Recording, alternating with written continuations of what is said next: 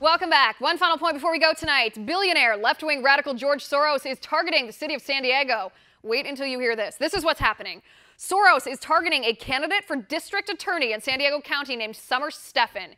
He is dumping over $1 million to back her opponent, which makes you wonder, why is Mr. Open Borders brags about collaborating with the Nazis scared of Summer Stephan?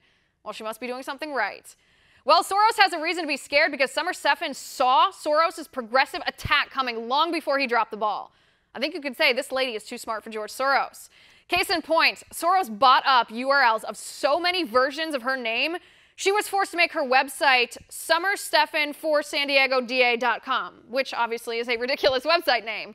Well, the joke is on Soros. He thought that would make it hard for people to find her, but actually it makes the website name more memorable because it's so long it is hilarious. See, this is what Soros does. 5 weeks before an election, Soros and his team of progressive infiltrators swoop in and dump an outrageous amount of money into local district attorney races.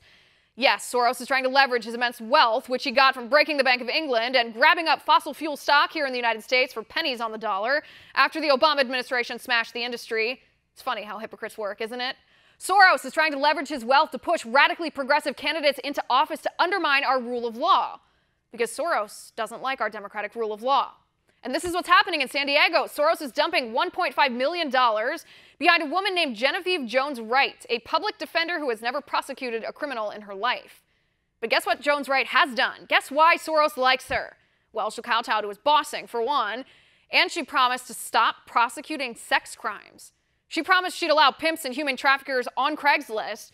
She promised to close prisons in California even as the California state government is releasing violent criminals back onto our streets due to overcrowding. In other words, Jones-Wright wants more criminals on our streets. She says she won't enforce laws she doesn't like. Soros is bankrolling a woman who will undermine the integrity of our nation's police force. And here's the scary part. This slimy strategy of Soros has worked before. This is the 14th time he's waged this kind of attack on local district attorney races around the country. And 12 of those 14 times, he won.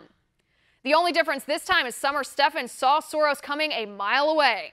And San Diego is one of the safest urban communities in the entire country thanks to Summer Stephan. So maybe we should ask George Soros and his band of progressive resistance fighters what they hate about safety and what they hate about law and justice.